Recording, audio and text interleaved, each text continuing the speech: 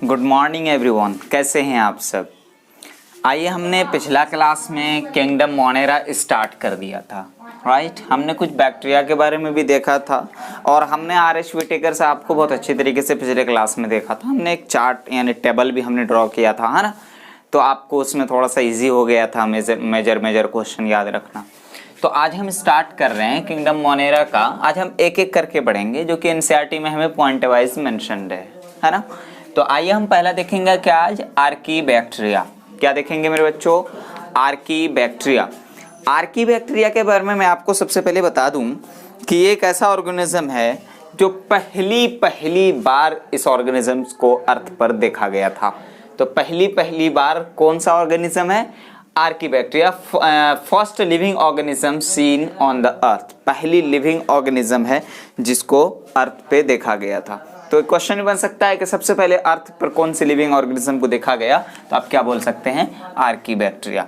Archaebacteria के cell wall का थोड़ा डिफरेंस याद रखिएगा बैक्टीरिया और आर्कीबैक्टीरिया में। वो ये कि आर्कीबैक्टीरिया का जो सेल वॉल होता है वो पॉलीसेकेराइड्स का बना हुआ होता है। किस चीज का, पॉलीसेकेराइड्स, यानी पेप्टाइडोग्लाइकन का नहीं। पेप्टाइडोग्लाइकन जो है वो किसका, यू बैक्टीरिया का सेल वॉल होता है ना। यू बैक्टीरिया का सेल वॉल मेडअप होता है पेप्टाइडोग्लाइकन से, बट आर्कीबैक्टीरिया का जो सेल वॉल होता है वो पॉलीसेकेराइड्स का कंपोजिशन होता है। क्लियर। आर्कीबैक्टीरिया जो है वो हर्ष हैबिटेट में पाया जाता है ना, हर्ष हैबिटेट। तो ऐसे ही उसको हम लोग बोलते हैं मिथेनोजेंस। आर्कीबैक्टीरिया हम पहले क्या पढ़ेंगे, मिथेनोजेंस, यानी मिथेन प्रोड्यूसिंग बैक्टीरिया। तो मिथेन प्रोड्यूसिंग बैक्टीरिया को हम लोग क्या बोलेंगे, मिथेनोजेंस। अब मिथेनोजेंस की बात करें तो मिथेनोजेंस पाया कहाँ जाता है, तो ये चीज याद रहे, गट ऑफ रूमिनेंट एनिमल्स, यानी कौ और बफेलो को, and they are responsible for production of methane यानी biogas from dung of these animals. Important, methanogens क्या है कि मिथेन प्रोड्यूसिंग बैक्टीरिया है। क्लियर। मिथेनोजेंस इसकी अगर हम बात करें तो मिथेनोजेंस कहाँ प्रेजेंट होता है, गट ऑफ रूमिनेंट एनिमल्स यानी कॉर बफेलो का, they are responsible for the production of methane यानी बायोगैस। क्लियर है। तो उसी के डंक से ही, यही एनिमल्स के डंक से ही क्या, मीथेन यानी बायोगैस प्रोड्यूस होते हैं। इतनी चीजें क्लियर है। इंपॉर्टेंट थिंग इज दैट कि आपको यहाँ पे दो नोट्स दिख रहे होंगे ना, note number 1 and note number 2। ये बहुत इंपॉर्टेंट चीज है, इसे हमें थोड़ा क्लियर करना है। तो नोट नंबर 1 में हमने क्या बोला हुआ है कि archaebacteria are found in extreme salt areas, मतलब कुछ बैक्टीरियाज तो ऐसे हैं जो कि सॉल्ट लविंग बैक्टीरिया हैं, तो उसको हम क्या बोलेंगे, हेलोफिल्स। यानी आर्कीबैक्टीरियाज कहाँ पाए जाते हैं, एक्सट्रीमली सॉल्टी एरिया में भी पाए जाते हैं। Next note number 2, archaebacteria are found in those places where temperature above 80 degree Celsius, जहां पर 80 डिग्री सेल्सियस से ज्यादा टेम्परेचर वहां भी पाए जाते हैं। यार एसिडिक जो होता है जिसका pH 2 एरियाज हैं वहां पर भी आर्कीबैक्टीरियाज पाए जाते हैं। तो मतलब कि थर्मो एसिडोफिल्स और हेलोफिल्स हर जगह में पाए जा रहे हैं। क्लियर है। अब देख सकते हैं एक नोट और है, they are found in hot spring यानी हॉट सल्फर स्प्रिंग सीजन, है ना। मतलब समझ में आई बात, थर्मो एसिडोफिल्स में पाए जा रहे हैं। तो इतनी चीजें क्लियर है। नोट्स को आप थोड़ा इंपॉर्टेंट समझेंगे कि आर्कीबैक्टीरिया जो है वो एक्सट्रीमली सॉल्टी एरिया में भी और कहाँ अबव 80 डिग्री सेल्सियस में भी, है ना। हॉट सल्फर स्प्रिंग्स यानी 100 डिग्री सेल्सियस पर भी ये एग्जिस्ट करते हैं। तो इतनी चीजें तो हमने किसके बारे में देखा मेरे बच्चों, आर्कीबैक्टीरिया के। मिथेनोजेंस के बारे में भी हमने देख लिया और आर्कीबैक्टीरिया के बारे में कुछ नोट्स भी हमने देख लिया। अब आ जाते हैं हम लोग यू बैक्टीरिया पर। यू मतलब हम लोग जान चुके हैं मेरे बच्चों, जैसे कि यूकैरियोट, प्रोकैरियोट। प्रो मतलब हम लोग फॉल्स या प्रिमिटिव बोलते हैं, यू मतलब ट्रू बोलते हैं। तो यू बैक्टीरिया को हम लोग क्या बोल सकते हैं, ट्रू बैक्टीरिया। क्या बोल सकते हैं, ट्रू बैक्टीरिया। ट्रू बैक्टीरिया में क्या देखना है हमें भाई, ट्रू बैक्टीरिया जाहिर सी बात है सारी चीजें इसमें जो होनी चाहिए थी लिविंग ऑर्गेनिज्म में अक्सर इसमें पाई जाएंगी। तो वही चीजें हम लोग देखते हैं कि cell wall made up of peptidoglycan. Peptidoglycan जो होता है वो किस किस चीज का कंपोजिशन होता है, अमीनो एसिड प्लस ग्लूकोज, है ना। तो ये चीजें आप याद रखेंगे यू बैक्टीरिया के बारे में।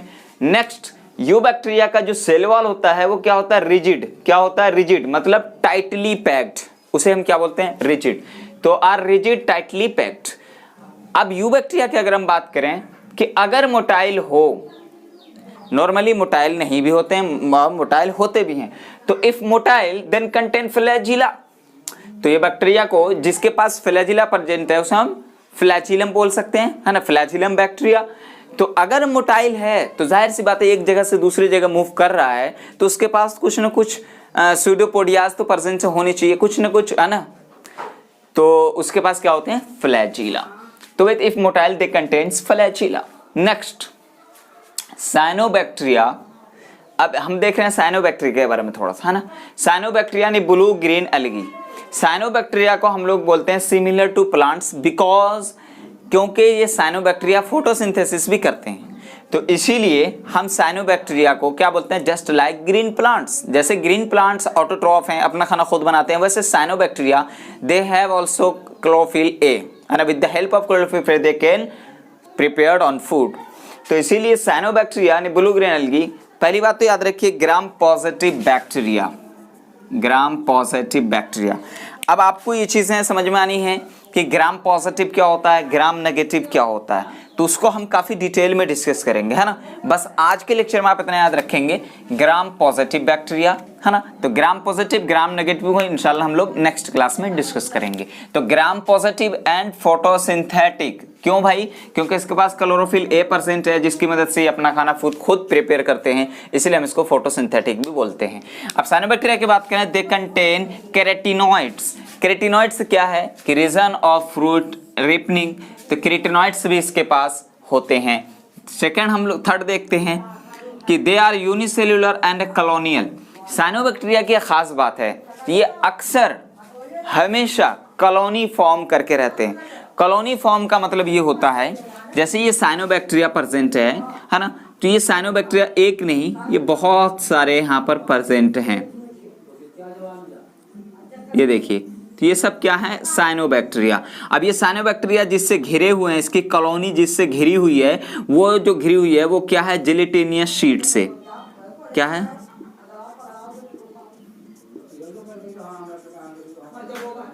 जिलेटिनस शीट, जिलेटिनस शीट से घिरी हुई है ना। तो साइनोबैक्टीरिया ये क्या है, कॉलोनी। क्या है, कॉलोनी। तो अक्सर क्या होते हैं, कॉलोनी के फॉर्म में होते हैं।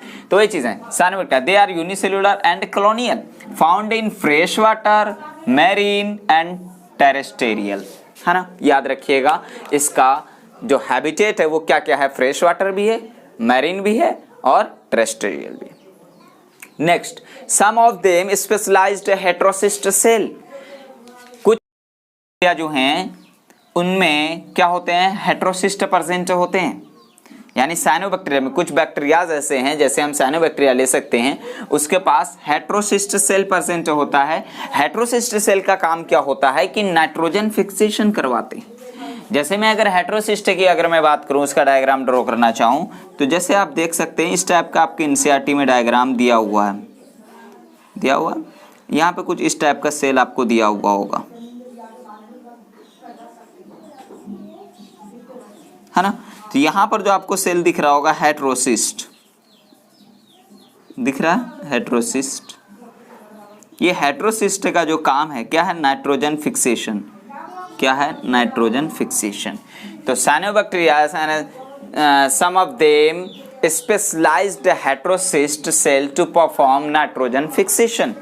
अब याद रखिएगा इंपॉर्टेंट चीज क्या, एग्जांपल नॉस्टॉक एंड एनाबीना। अब बैक्टीरिया की हम बात करें तो कुछ टाइप्स के बैक्टीरिया प्रेजेंट होते हैं, जैसे यू बैक्टीरिया की अगर हम बात करें, कुछ तो वही चीजें, बैक्टीरियाज आर फॉलोइंग टाइप्स। कुछ तो कैसे होते हैं, फोटोसिंथेटिक होते हैं, कुछ तो केमोसिंथेटिक होते हैं, और कुछ हेटेरोट्रॉफ्स होते हैं। समझ में आई बात। फोटोसिंथेटिक जैसे अभी मैंने बोला कि दे हैव क्लोरोफिल, जैसे फोटोसिंथेसिस की बात करें तो have chlorophyll like green plants. कौन, साइनोबैक्टीरिया। तो साइनोबैक्टीरिया में यहाँ पे लिख सकता हूँ साइनोबैक्टीरिया। तो साइनोबैक्टीरिया जो होता है उसके पास क्लोरोफिल होता है, तो इसीलिए वो फोटोसिंथेसिस कर सकता है। तो फोटोसिंथेटिक ऑटोट्रॉफ बैक्टीरिया कौन हो गया, साइनोबैक्टीरिया। तो इतनी चीजें याद रखिएगा, ठीक है। Like green plants, green plants के जैसा कौन बैक्टीरिया है, साइनोबैक्टीरिया। उसके पास क्या है, साइनोबैक्टीरिया के पास क्लोरोफिल ए, इसीलिए उसे वो फोटोसिंथेसिस कर सकता है। और जब फोटोसिंथेसिस करेगा तो अपना खाना खुद बनाएगा, तो ऑटोट्रॉफ। क्लियर। अब आइए हम लोग देखते हैं जरा सा कीमोसिंथेटिक में। हेट्रोट्रॉफिक जो है वो हम बाद में देखेंगे और उसको बहुत अच्छी तरीके से पढ़ना भी है ना, उसमें कुछ डिजीज भी सारी चीजें देखनी है। कीमोसिंथेटिक बैक्टीरिया की अगर हम बात करें तो कीमोसिंथेटिक बैक्टीरिया जो है मेरे बच्चों, ये क्या काम करता है कि ऑक्सीडाइज करता है बहुत सारे किसको, ऑर्गेनिक कंपाउंड को, ऑर्गेनिक सब्सटेंसेस को। तो वही चीज आप देखिए, oxidise various organic substances such as nitrates, nitrites, ammonia, और उसको यूज करता है, और यूज करने के बाद क्या करता है, रिलीज करता है energy for their ATP production.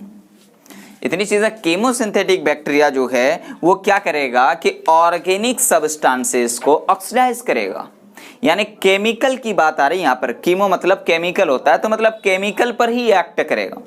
तो मतलब क्या करेगा कि ऑर्गेनिक सब्सटेंसेस को ऑक्सीडाइज करेगा।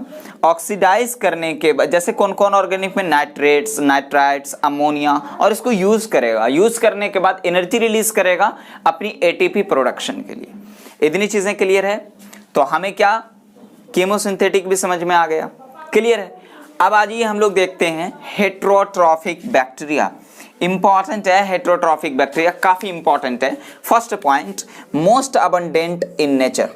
मोस्ट अबंडेंट यानी सबसे ज्यादा जो बैक्टीरिया पाए जाते हैं नेचर में वो कौन होते हैं, हेट्रोट्रॉफिक बैक्टीरिया होते हैं। अब हमारे पास भी बहुत सारे बैक्टीरियाज हैं, है ना, एनिमल्स के पास भी बहुत सारे बैक्टीरियाज हैं, बहुत सारी बीमारी भी कॉज करते हैं, है ना। तो वही चीजें आप देखिएगा जरा कि most abundant in nature, first point. Second, majority are decomposers. जो भी हेट्रोट्रॉफ बैक्टीरिया होगा उसके सब के सब क्या होंगे, डिकम्पोजर्स होंगे। What is the meaning of decomposers, मतलब कि जाएगा किसी भी ऑर्गेनिज्म पर, वहां जाकर के उसको डिकम्पोज कर देगा, है ना, अपने कोई डाइजेस्टिव एंजाइम्स वहां पर सिक्रीट करके उसको डिकम्पोज कर देगा। वही चीज है, majority are decomposers and helpful in making curd from the milk and antibiotics production. तो एंटीबायोटिक्स बनाने में और कर्ड बनाने में ये सब में क्या करते हैं, हेट्रोट्रॉफिक बैक्टीरिया काफी हेल्पफुल होते हैं। नेक्स्ट हम लोग देखते हैं मेरे बच्चों कि दे कॉज डिजीज। जैसे कॉलेरा की हम बात करें, हेट्रोट्रॉफिक बैक्टीरिया क्या क्या डिजीज कॉज करते हैं, cholera, typhoid, tetanus and citrus canker, जो कि हमें प्लांट में नॉर्मली देखने को मिलता है, सिट्रस कैंकर। ये सारी चीजें आपको ध्यान में रखनी है। और एक चीज और याद रखिए, हेट्रोट्रॉफिक बैक्टीरिया जो है नॉर्मली, चाहे हेट्रो हो तो कोई भी बैक्टीरिया हो, वो जो रिप्रोडक्शन करता है नॉर्मली उसमें क्या होता है, एसेक्सुअली रिप्रोडक्शन। वो भी कौन सा, बाय फिशन। वही चीज है कि bacteria reproduce mainly by fission. अक्सर वो कैसे, फिशन के थ्रू ही रिप्रोडक्शन करते हैं, है ना। लेकिन under unfavourable condition produce spores. क्या स्पोर्स प्रोड्यूस करते हैं, है ना, उसके बाद स्पोर से ही फिर दूसरे बैक्टीरिया बन जाते हैं। लेकिन मेरे बच्चों यहीं पर बात खत्म नहीं होती है, हम लोग यहाँ पे आते हैं। यहीं का पार्ट हमने यहाँ लिखा हुआ है कि bacteria also reproduce by sexual reproduction. कभी आपने सुना कि बैक्टीरिया में भी सेक्सुअल रिप्रोडक्शन होता है? यस, लेकिन मेथड याद रखिएगा, by adopting DNA transfer from one bacterium to another bacterium. वो कैसे कि एक बैक्टीरिया से दूसरे बैक्टीरिया में जब डीएनए मटेरियल ट्रांसफर हो जाते हैं तो उसे ही हम क्या बोलते हैं, सेक्सुअल रिप्रोडक्शन। सेक्सुअल रिप्रोडक्शन में भी क्या होता है, नॉर्मली आप थोड़ा सा जाइए कंक्लूजन पर, क्या होता है कि उसमें वेरिएशंस हमें देखने को मिलते हैं। मदर का जो male DNA material, genetic material वो अलग है और फीमेल का जेनेटिक मटेरियल अलग है, तो दोनों का मिक्सिंग होने से एक नया हमें प्रोजेनी दिखता है। तो कुछ न कुछ वेरिएशंस हमें देखने को मिलते हैं। तो जब बैक्टीरिया का, एक बैक्टीरिया का दूसरे बैक्टीरिया में जब डीएनए का ट्रांसफॉर्मेशन होगा तो उसे ही हम क्या बोल सकते हैं कि सेक्सुअल रिप्रोडक्शन ये बैक्टीरिया में शो किया। तो वही चीजें आप याद रखिएगा कि bacteria also reproduce by sexual reproduction by adopting DNA transfer from one bacterium to the another bacterium. अब आज ये हम लोग देखते हैं कुछ माइकोप्लाज्मा के बारे में। हम लोग पहले देखते हैं माइकोप्लाज्मा के बारे में। बता दें कि ये दुनिया में जितनी भी ऑर्गेनिज्म है सबसे ज्यादा स्मॉलेस्ट ऑर्गेनिज्म और फ्री लिविंग ऑर्गेनिज्म कोई है तो वो है माइकोप्लाज्मा। माइकोप्लाज्मा की अगर हम बात करें तो माइकोप्लाज्मा क्या है मेरे बच्चों, PPLO, पोलिरोनिमोनिया लाइक ऑर्गेनिज्म कहलाता है। ये बिना ऑक्सीजन के भी सरवाइव कर जाता है और इसके पास सेल वॉल भी नहीं है।